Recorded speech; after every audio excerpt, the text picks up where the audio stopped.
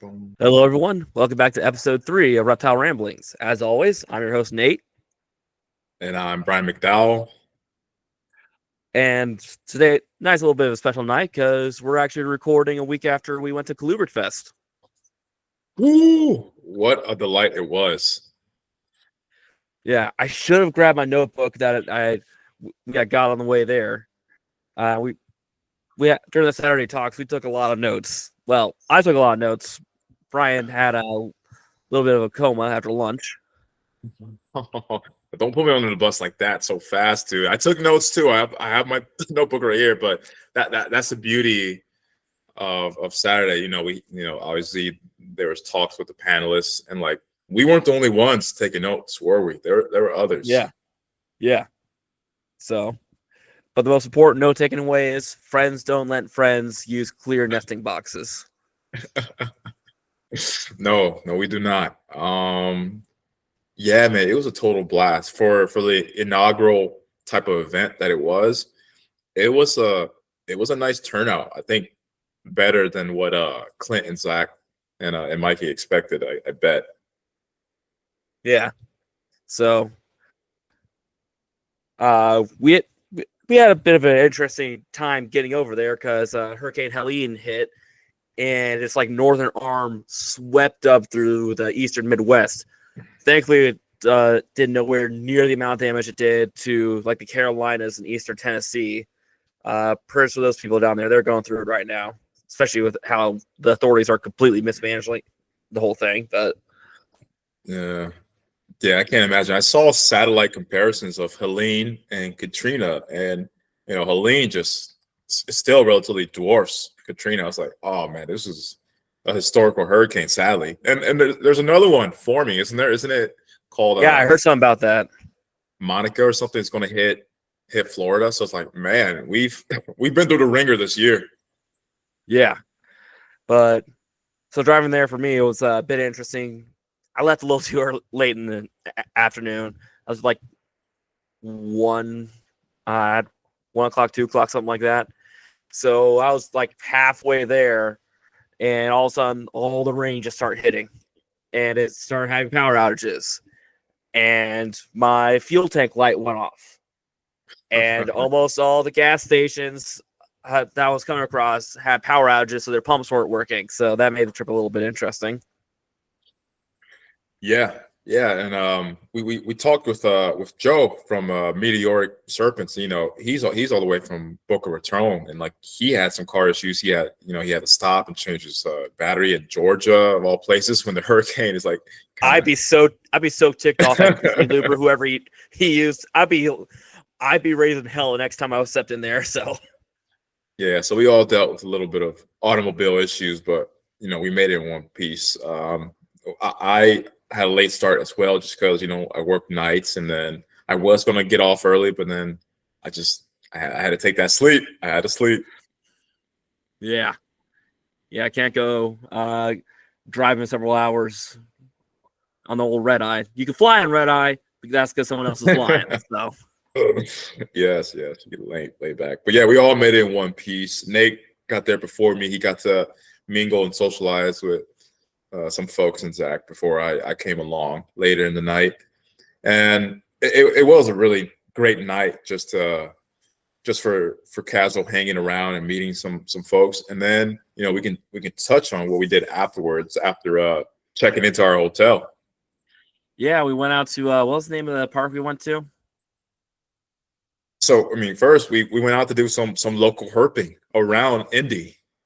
So we checked in, right? And then I was, just using some resources like iNat and Herp Mapper and Holiday State Park. Yeah, it was like a mix of bottomland forest that was near the White River in Indy, and I was thinking, just because of the what you call the barometric pressure change, that maybe some salamanders would be out salamandering around, bebopping, and we cool down, Jake, cool down. I just forgot. But yeah, we messed around the woods, and I was starting to give up hope. It was a nice it was a nice hike. It was a beautiful place, but I was like, man, they're just not coming out. We were flipping almost every log. So we made it down a creek, and then we made it to what I would say the edge of the river, and then what did we spot? What did we spot at the edge? We spotted that guy right there. Let's see her. Let's see her. Oh. So for those who are listening and not watching, we have found a little Nerodia, so a little northern water snake. And if you're looking, just describing the picture, she's brown and brown. I guess, water snake colors, but she has like this nice golden tan brown under pattern, and then almost kind of I don't want to say walnut, but a very wood colored, darker brown blotches along her back. Yeah, we can go on for hours how to articulate coloring on a snake, but yeah, it looks brownish in the photos. But this snake it surprisingly did have like that highlighter yellow hue around the saddles for sure. It was relatively a pretty Nerodia. It was typical, but I mean we got a snake in Indy for the most part, our first snake in Indianapolis. So that was a surprise, but nature scenes for the win for sure. Yeah, and she also had a fairly decent patterning on the top of her head as well. Let's see if we get that picture up. Yeah. I remember that. Yeah, it was pretty neat. And here you can kind of see more of that yellowing kind of showing off around the head. Yeah, that's a crisp photo, dude. Yeah, and just split right down the middle, a little bar right down the middle of her head. So yeah, and I like that neck band or whatever you call it, that pattern. It's how it's kind of broken. It's kind of atypical. Yeah. It was a cool snake, man. And then we made our way back, but we went a different route on our way back, and there was like multiple objects that were large Unflipped. and flat, unflipped. So I was like, well, it's time to get the business. Yeah. And then let me see. You made the flip, so describe it. It was a log, right? Yeah, it wasn't even a big log, which is kind of the surprising part because for most part of my experience, you don't find salamanders under narrow logs. You find them under the big, fat, wide logs that are hard to flip over. Yeah. But I decided, what the hell, go ahead and turn one over, and we managed to pull up a little redback. Yeah, some nice eastern redbacks. They were small guys for sure, but they were really cool. We got 2 phases. Yeah. So the one I found was the typical red face patterning. And then you were the one that found the lead were phase. you the one that found the lead phase? Let's see if I can pull up decent picture of that one. So yeah, lead phase, as the name implies, pretty dark colored overall. But you notice on these guys, they have almost a bit of a speckling on the heads, it looks like. Yeah, they do. They can be really pretty and light. They're probably my favorite phase. Yeah. So and, they were what I expected to be out. It just took a little bit longer than needed, but yeah, we got our salamanders that night too. Yeah. So we got back to the hotel room kind of late, kind of tired. So we got moving a little bit later than probably what was best get started by the Saturday morning. I'll be the first minute. We were a few minutes late to the first talk, but in our defense, we had to stop and get the notebooks. So it was for a good cause. I mean, we were only like 15 minutes late. We didn't miss too much, but I mean that brings us right into the first talk. I think John Rice, right? The hog-nosed guy. How to get worms to stay alive, which is very relatable for a lot of us new keepers. Now that I can include myself in that, and others on how to get your little snake buddies to not be a-holes to themselves and want to die. Yeah, not to have body dysmorphia issues. That too, yeah. King snake fodder. we say. Yeah. So, yeah, well, that was a pretty good talk overall. It's pretty interesting ideas. Like, I particularly liked his idea of taking a napkin and dipping each corner in a different scent, seeing which scent really gets the little snake going. So that way you actually know. It's a pretty easy way to find out which scent to use without having to go through a whole process of trial and error. That is just wasting time and potentially putting a lot more stress on the snake than necessary. And money and resources. You don't have to go experiment whole batches of different prey items and just end up tossing it out. So I really did like that from him. And I like this little segment on tease feeding, in that we should go more hardcore with it. Yeah. Hit him. Hit him. Smack him around. He said, "Hey, you don't have to be so gingerly with it. Just you can kind of smack him around the face, see if it sparks a reaction." Yeah. Yeah. And mostly he mostly deals with hog noses, and hog noses, they're known for their feeding response and how they hit prey. So it makes sense. Every species and individual is different, but I did like that. Like, you don't have to be so gingerly, dude. Just go for it, see what happens. So his talk was up there and one of my favorites, just because he seemed like a cool guy, and he had a level of professionalism. Like, he's been in the hobby for gee whiz, I don't know how long, but long enough. He's pretty established. Yeah, him and I were actually talking for quite a bit before you managed to get there. So it's pretty good on Saturday night, I should say. So it's actually pretty fun talking to him again and know him a little bit. Then yeah. You want to move on to the next speaker? Yeah, we can kind of roll it down. I mean, you'll have more for sure. Yeah, the next one was Sarah Morris Straley of Sarah Snake Shop, and she was talking all about morphs, especially with corn snakes. That seemed to be the main focus of her morph talk. So, turns out corn snakes have a lot of morphs. I know, shocker. Newsflash, everyone. Oh, you don't say. Yeah. But it was pretty good talk on figuring out the genetics and breeding out a genetic line, crossing out and then bringing new blood back in. So, you don't end up with severely deformed morphs, so to speak. Yeah, it's really funny in our case, in our hobby. We have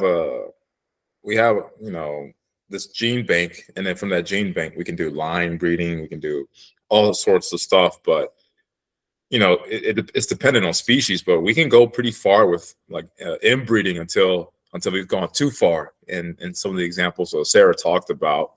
But yeah, outcrossing, just getting new blood in, fresh genetics is really, really key to keeping our animals healthy for the long run and viable. Yeah. And also talking a little bit about how diverse corn snakes look throughout their range. They have a pretty wide range, so it makes sense they have a lot of locality colorations, and how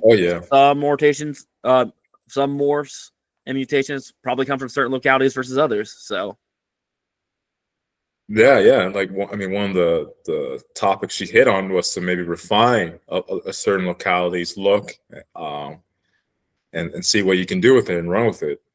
And then maybe later down the line, when we get to Montrose's talk, he hit on that in a similar fashion as well. Yeah, and speaking of Montrose, he was actually the next speaker with unlocking the world of locality keeping. So Boom, that was right there. That was a pretty interesting talk, especially considering that we found Nerodia, and he mostly specializes in locality Nerodia. Yeah, our savior, because not too many people dip their toes in Nerodia besides like him and Zach and a few others. And a really interesting guy. Little on the pessimistic side, but I can understand why. Yeah, I think most people who like the environment and have some knowledge of Florida are kind of pessimistic. Yeah, because we're relatively young, and we weren't born in the Southeast, but like back in the day, Florida was still, it was not untouched, but there was a lot more wild Florida than there is now, and probably will be in the future, sadly. Yeah. Too bad New York government had to go to crap, so it forced everyone to move down there. Hey, don't you're not out of the woods yet, too. I know a lot of Ohioans like going down south. Fair enough. But hey, you're also from Illinois, okay, Mr. Chicagoland? Hey, we still got a good population here. We're good. Yeah. So he kind of gave a similar talk about he kind of gave a similar talk with that Sarah gave on bringing new blood in, but his was kind of different in that you're not trying to refine a look as much as you're trying to preserve the genetic diversity of a particular area within your line. So yeah, the look didn't particularly matter as long as it came from that new stock came in from somewhere else. Yeah, and I like what he touched on when it came to taxonomic revisions of species names, and how it doesn't change anything if you got it from a certain locality. It will always breed in that certain locality, regardless of like the species change or whatever. It will always be that. Yeah. So particularly helpful for king snake and rat snake people. So very much so. Not so much when it comes to in terms of exotics, because you just have to take it by word of mouth or whatever. Yeah, but you just imagine some rat snake keeper who just keeps locality rat snakes walking to scientists and go like, "I've inoculated myself to your stupidity." Them are alternate keepers for sure. Yeah. Yeah, I did like his talk, and at the expo Sunday, I looked over. I won't lie, I was somewhat tempted with some of the Florida Bandit he had. They were really pretty, but I was like, yeah, I could see these guys. I don't think I really want a rodeo. Yeah, didn't want little poop sprayers. Oh no, the rodeo do smell bad, and I personally, I don't like getting bitten by anything, but I'll brave it. I'll brave it on, but I don't like getting bit by Nerodia. Their teeth do suck. So you said got a Chinese king rat. Got it. Spoiler alert. Okay, yeah, getting a little ahead of myself there. But yeah, like that night before, we were talking on the ride back to the hotel from herping. We were talking about Nerodia musk and how it's almost a bit of a nostalgic odor. Yeah, nature scene musk is very nostalgic. I guess because with garters and waters, they're typically like the first snakes most people are familiar with, and herp and see. So whenever I handle them or just smell it, I'm like, good times are going to happen. Snakes all are around. Yeah. But I actually got reacquainted today. I had a couple free hours. I went to a local park here where I have a board site, and I found three garters today. So nice.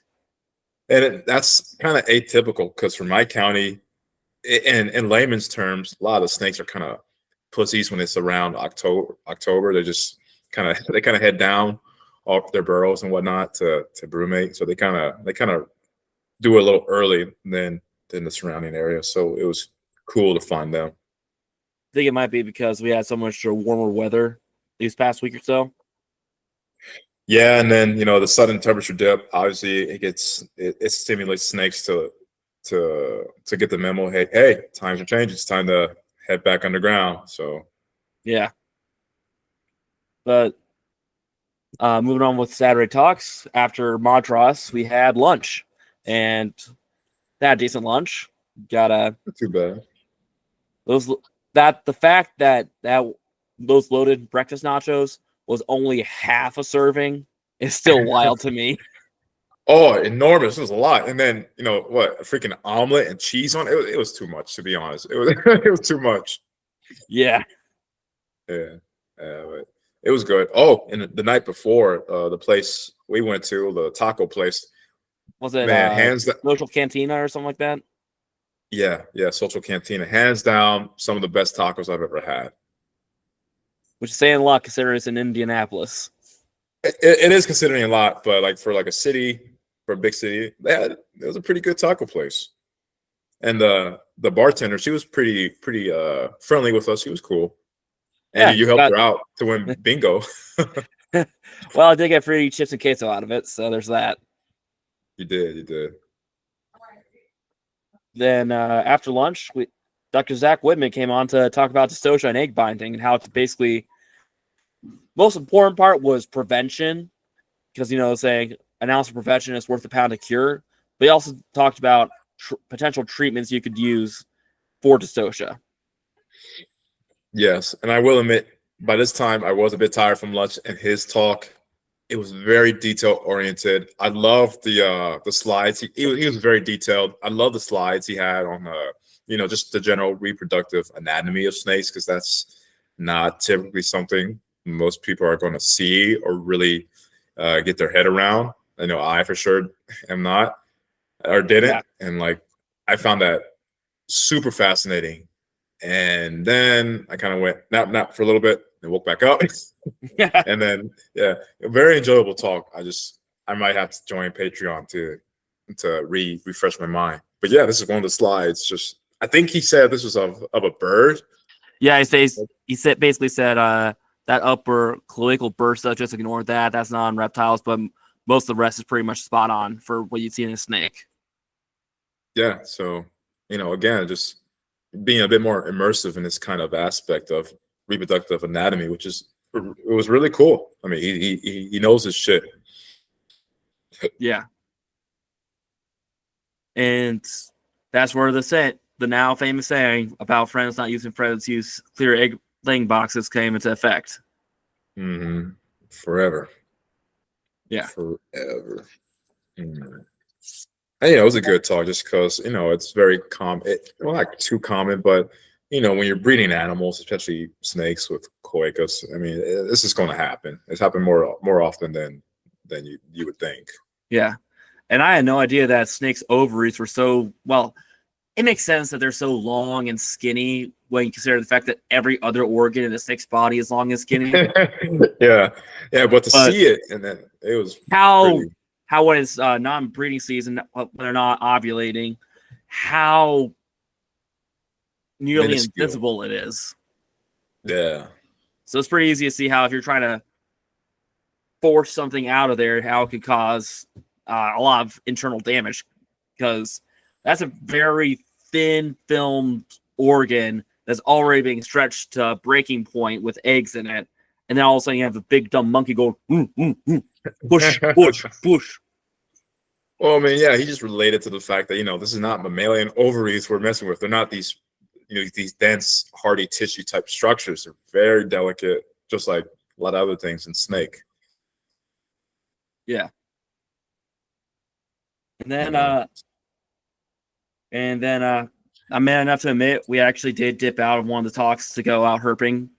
So we did try and see if we could find Kirtland snakes. Unfortunately, we struck out on that one. Yeah, I was like, at least a celebratory queen snake, but no, the snake gods were not on our side. They said, "Hey, found in the rodeo the night before. I think that's enough." This is your punishment for not being a feminist. No. But yeah, we were fine with missing one talk, and then we came right back afterwards and kind of got back to it. Yeah. And then the talk we came back to was by former CCR host Matt Most, and his whole talk was on starting up a new species, basically, which was very interesting and also helped solidify in my mind that I'm probably never going to try and do that myself. So,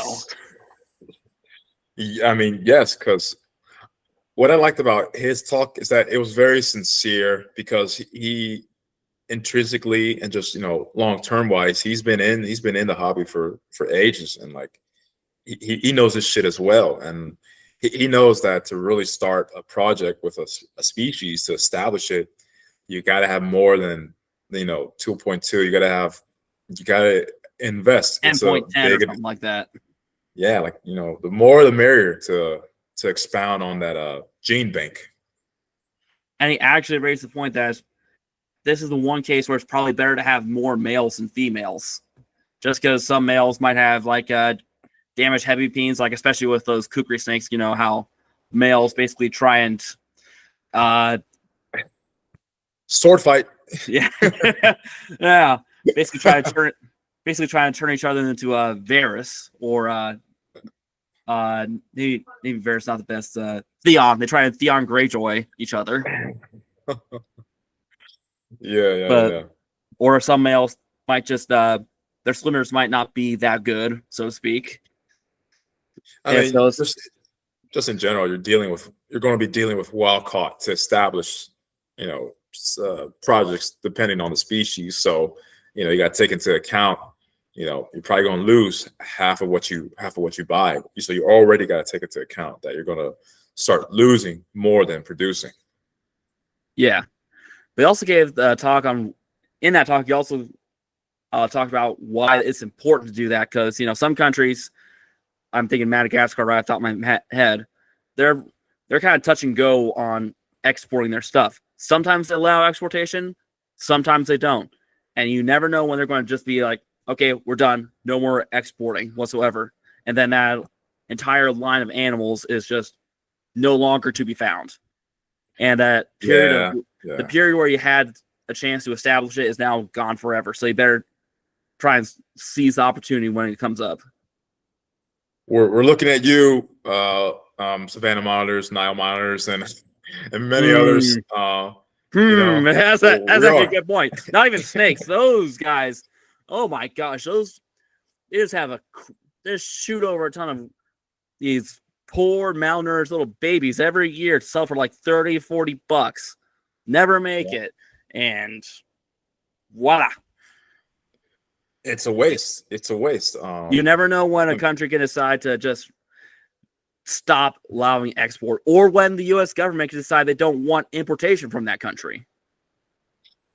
Yeah, because I don't know if he touched on it too. I think him or somebody else. The animals are already taken from the wild.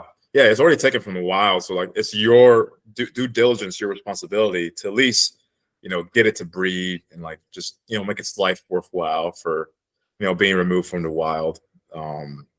So it was somewhat bittersweet, just because more countries are probably going to start closing down and not really reopening.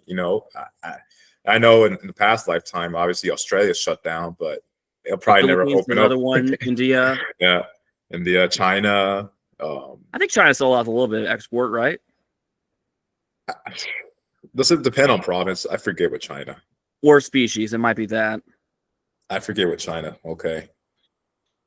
Mexico, even though, stuff, I don't know, here and there, I'm just kind of glad sometimes shows up, but I don't know. I was going to say a lot worse things sneak across the southern border. I wouldn't mind Aruba just occasionally coming along as well. No, I think nobody would. Nobody. The sad part is that's the one thing ICE would actually deport. That's a joke. I don't mean to offend my co-host of Panamanian heritage. You're on a roll today, buddy. No worries. Yeah, I'm probably going to end up in hell anyways. But burn. But then go on. But then the final talk was by the aforementioned Joe DeStefano and Amy and Rob Zirkle. And they were talking about basically colubrid keeping and herpetoculture, what has been, what is, and what will be, basically. Yeah, so sort of past, present, future of what we're doing. What Colubrid Fest is basically the culmination of our shared love of this very, very big group of snakes. Yeah. So that was a pretty fun talk overall. Yeah. And then we had a dinner after that. And where did we go for dinner? I can't remember. Oh, I think we just had Culver's. Oh yeah, we just basically drove back to the Culver's, grabbed some stuff, and drove back. So, just for clarification, the hotel we were staying at, it wasn't the hotel everyone else was staying at. It's my fault for not booking the moment that they announced which hotel it was in.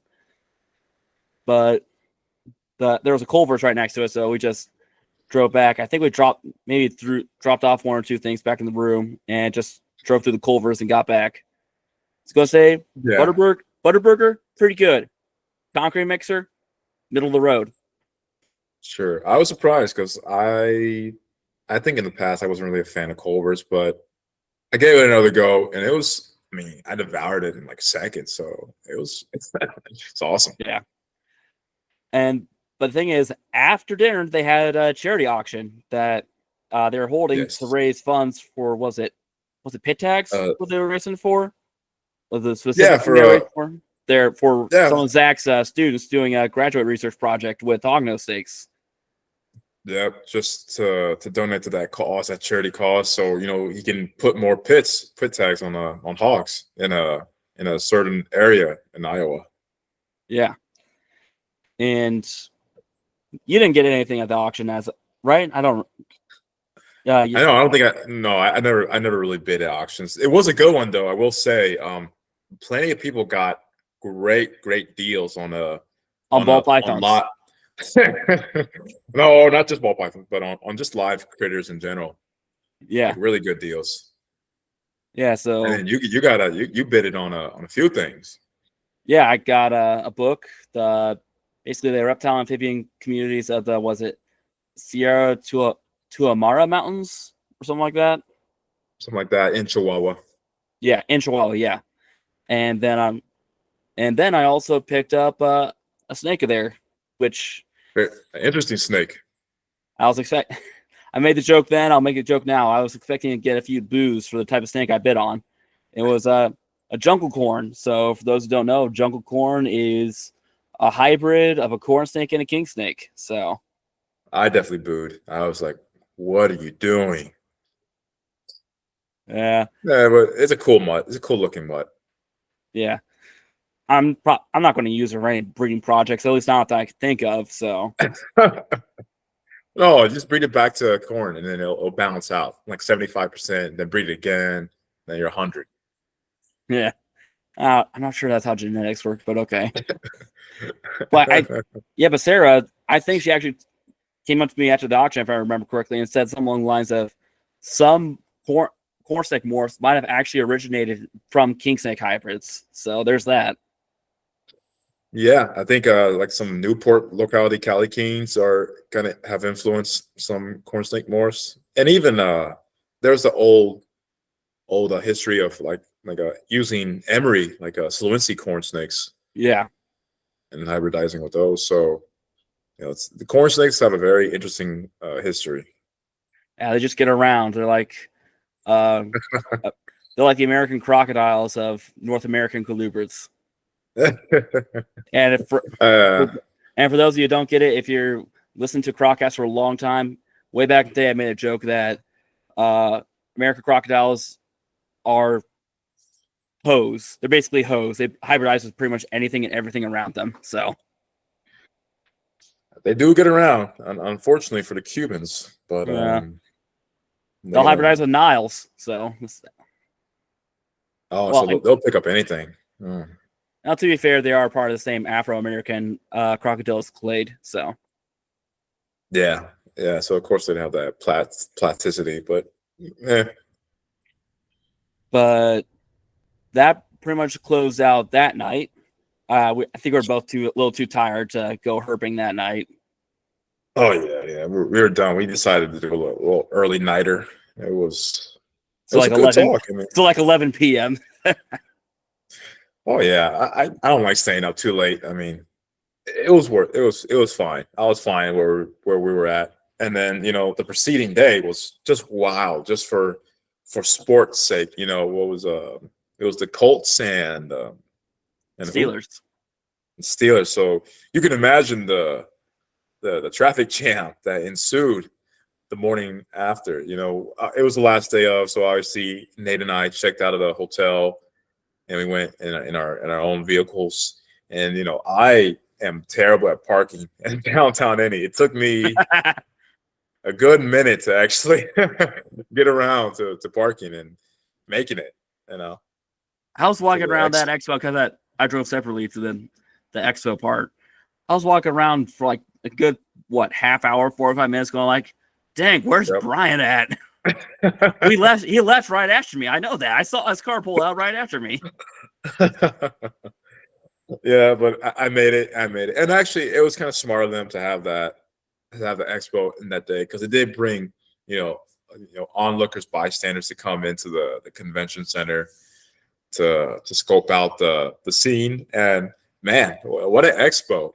There was a lot more vendors that showed up, obviously, to vend for that day. Like Paul of I'm gonna butcher his company name. I think it's Paul's Cool Scales and Company, something like that. Yeah, he has amazing stuff, amazing, unique colubrids. And he, in the end,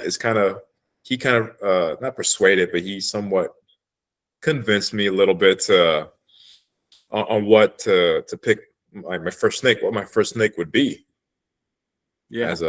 As you alluded to a little previously, but you had some pickups though. That were already forementioned. Yeah. So I made a little arrangement with Zach Loffman, and thing is, I made that arrangement because I heard him on Colubrid and Colubrid Radio kind of complaining about the fact that he had accidentally bred a ton of Florida Kings, and I do like me a good Florida King, so I reached out to him. I was like, "Hey, you scratch my back, I'll scratch your back, so to speak. I give you money, you give me Florida Kings." And so yeah, I picked up some locality Florida Kings, which I picked up 1.1 Hernando County, 1.1 Hendry, which I believe is what's on the screen right now, and 0.0, not 0.0, 0.1 Dade County Florida King. Yeah, now you're getting into the localities, but no, pretty king snakes. Yeah.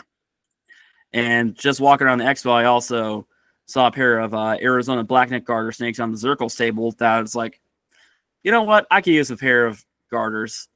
I think I mentioned on the previous show that I was looking for a male Northwest garter. I don't know if it's Ornoides. Nothing there. I was asking people all over. They're like, we basically never hear of these things anymore.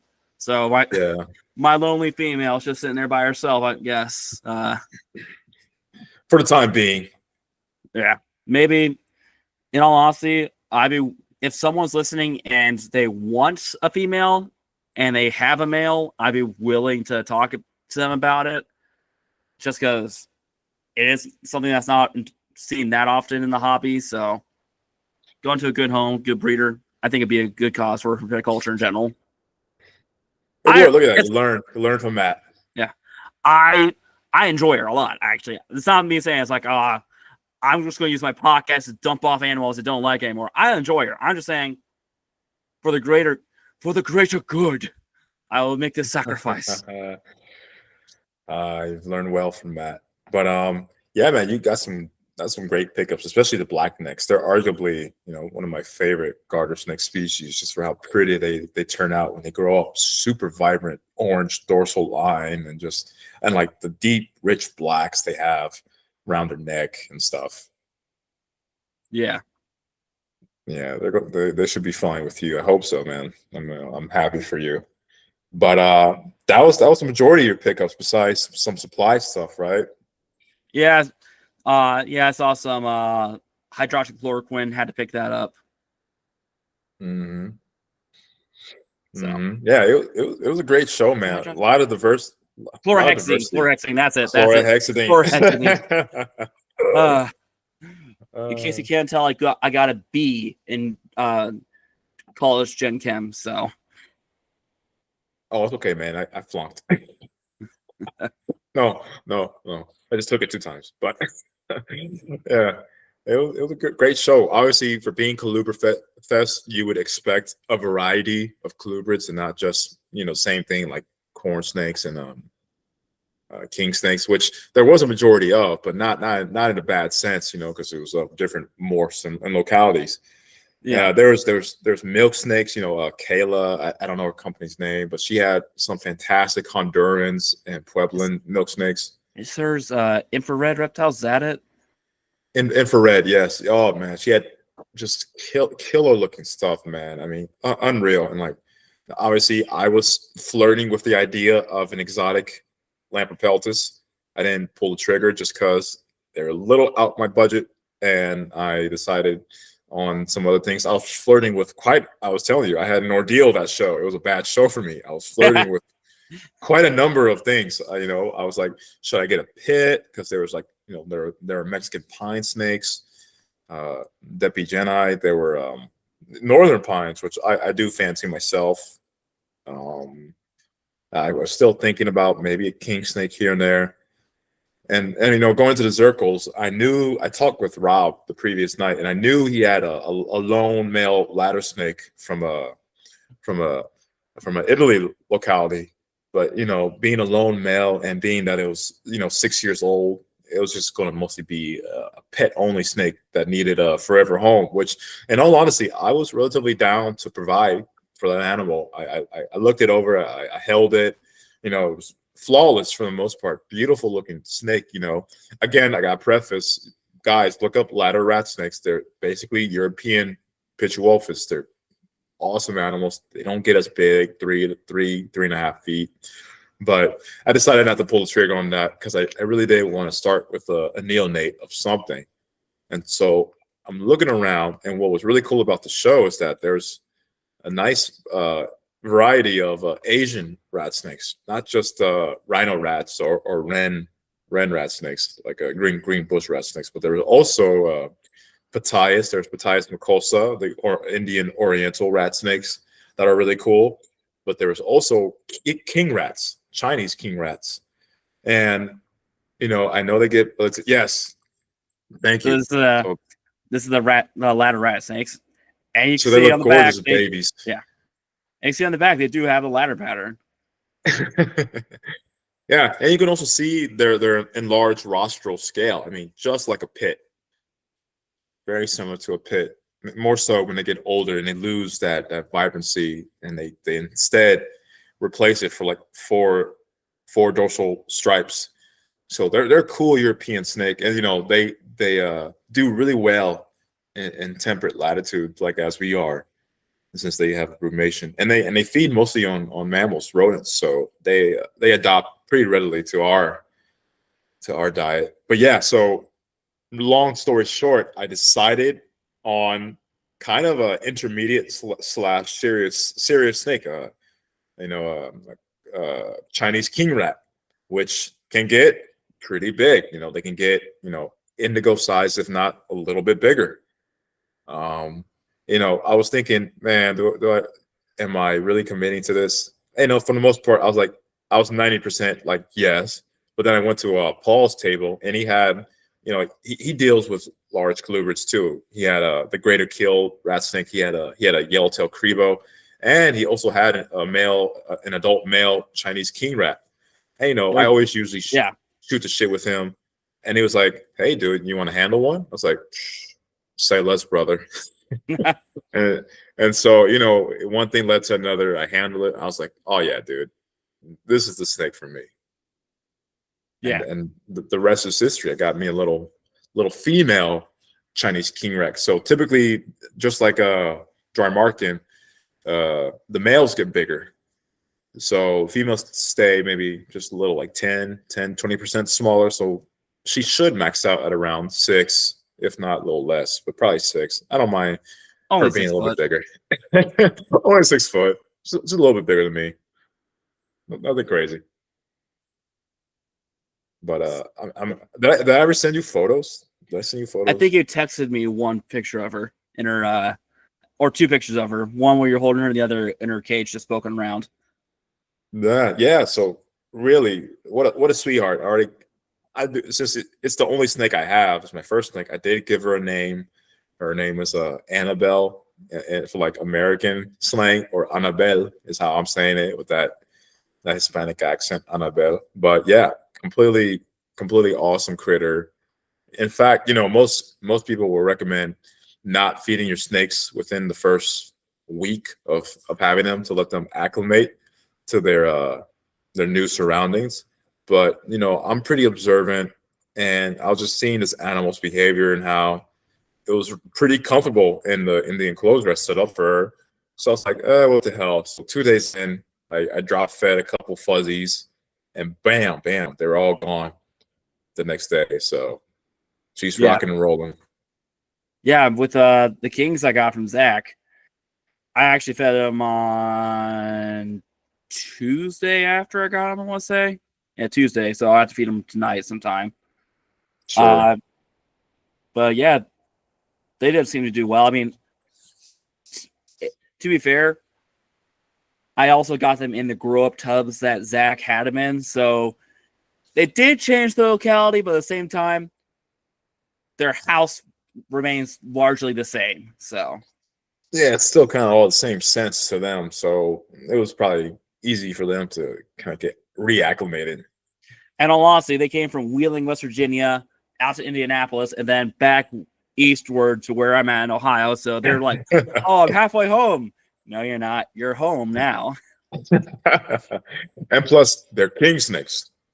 They're going to eat, relatively speaking. Yeah, but Zach was right about how not terrestrial. What's the term I'm looking for? Fossorial. Fossorial, yeah. How fossorial they are. He has them in, like, I think it's Reptile or whatever it is, and they just go straight down. Yep, this is why, this is commonplace for herpers to flip milk snakes and king snakes. They're active, don't get me wrong, but you gotta mostly flip for them. Whereas a lot of times with rat snakes, it's like, up in the trees, look, there. Mm-hmm. In a tree hollow. Where are you? But yeah. So I'm glad for you. Hopefully they turn out to be easy snakes, which, I mean, they're king snakes, they probably should be. So yeah. And then just a regular drive back. Stop at a decent restaurant on the way, but that's beside the point. That was Colubrid Fest in a nutshell. And if you didn't go to it, shame on you. Shame. Well, we can't shame you too much. There was a lot going on climatically, unfortunately. But some people had to cancel going there because of the hurricane. And we also didn't really we only started talking about like the week before we went. So yeah. But I mean, the official Colubrid Fest Facebook group is still up and rolling, and like a lot of people that did go, they expressed how it was a nice change of expo for them, a nice sense of community. A lot of people shared their new pickups. I haven't done that. I probably should do that. I would probably do that. And overall, just the camaraderie that was being had there. It was a great experience. The only thing that was a little bit touch and go is that they had it just, I guess, 2 or 3 weeks before Tinley, and so for some people that was also an issue because Tinley is obviously much bigger and more acclaimed, I guess. But Tinley for us, as of this recording, will be the next weekend of. And I am probably 90% certain I will go just because I live in the state. I'm like, it's like 2.5 hours away from me. So I'd be a fool not to go. And like, that's going to be a hard show for me too. That's always hard because, I'm looking around all the vendors, but I should be solid and not picking up a snake. I should be solid. Just be walking around going like, cages. Just walk around going like, man, I don't want my little snake to be an only child. I want Annabelle to be an only child.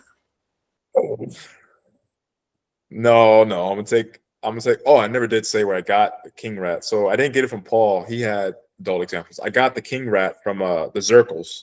So they breed king rat snakes. And Rob was saying like, hey, it's kind of nice that you have a female. He was really female heavy. And he's like, hey, if you don't give it a year, if you don't like them, it's a lot easier to resell a female, which is relatively true in some aspects. But I have a feeling I'm going to enjoy taking care of the species. So maybe later down the line, I would do 1.1. Yeah. Who knows? Yeah, but like I was saying to you before we started recording, when your first snake, you didn't necessarily hop into the deep end of the Colubrid pool, but you didn't get in the kiddie pool either. So you got a solid No. 5 foot up to your neck depth for your first snake. Yeah, I would say definitely not really an impulse buy because I'm familiar. I studied up on the species, but definitely a bit more of an intermediate kind of a snake. But I was like, man, I'm hands down all the way in it, and I am. Yeah, nice thing about the show, there wasn't some sleazy person there trying to sell some ignorant soccer mom with a little kid a little Burmese python. So No, and there were kids there. There was actually this one girl who I think her dad got her something from Kayla, and she was, I said, "Oh wow, you got like a Honduran?" It's like, yes. Like, do you have a project going? She was relatively formal and like wise beyond her years. I was like, well, man, I wish you good luck with your project. It's like, I think I know shoot. who you're talking about. Yeah. Yeah, it was just like, yeah, it's wild what kids will get into. But yeah, it was a great show. No sleazy salesman at all. And Which is this to be is only going to get expected. bigger. Yeah. Which is to be expected, considering it's very much people who are very enthusiastic about a group of snakes that the sleazy part of the reptile community doesn't really pay too much attention to, if you ask my opinion. If from what I've seen, which granted isn't the most, from what I've seen, the people who tend to be how I say it, try and ship animals out to people who aren't qualified for those animals, they tend to be more like pythons, maybe some type of large lizard, and depending on the state, maybe even baby alligators. Yeah. Just typically, dealing more with like exotics or maybe large constrictors, that sort of thing. Not to put a label on, but those are typically where you'll find more sleazy type of sellers. But no, none of that at all. It was a fantastic show, and like I think what Zach and Clint expressed in the Facebook group, turnout was great. And, this can only get bigger. They're already planning and hoping for the next Colubrid Fest next year. So this is only going to keep happening, hopefully. Yeah. So I'm looking forward to it if they do. Which is, like I said, most likely sounds like they are. If they do it, I'll definitely try and make it to the next one. 100%, yeah. And so should you guys out there, listeners. So should you. Yeah. Hopefully you won't have any hurricanes wrecking your travel plans to it, but yes. Yeah, I would say this year was a cluster twist in terms of tropical nice storms. Yeah, I only got a few in me. I don't do too much. All right. Is there anything else you want to talk about? No, man, this was a great recap. Obviously, it's allowed us to get some nice pickups and to like a piggyback off of people that like we met some people like this one guy. I think Adam. He's all the way from Utah, and yeah. He came all the way out here just to scope out the scene. So like people far and wide, like Joe from Florida. So this is just a networking type of thing to bring people closer together and for our love of these animals and the science. So it was a great recap, Yeah. Great show. I got my first snake finally. I'm very excited. It's only going to get better. And like we were talking the night of the mixer, so Friday night, and he's like, Croccast. Oh, I think I've heard of that. Are you the one that's always commenting on Jake and Smitty's live videos? It's like, yeah, that's me. Yeah, you got some recognition, which is kind of weird, but nice too. Yeah. So, but with that out of the way, you have any closing notes for the audience? No, just be on the lookout. Like if you're still able to, check the official Colubrid Fest Facebook group chat or group and see if you can join and just see all the updates and all the camaraderie that people have been sharing. And also follow us, follow our podcast, Reptile Ramblings, follow Nate's main podcast, the Croccast podcast, and Colubrid and Colubroid Radio. Shout out to Zach and Clint. This was and Mickey. This was an awesome event that they pulled off, and they did pull it off. Yeah, it really did. Yeah. All right. But And with that, we'll see you next time around. we'll see you.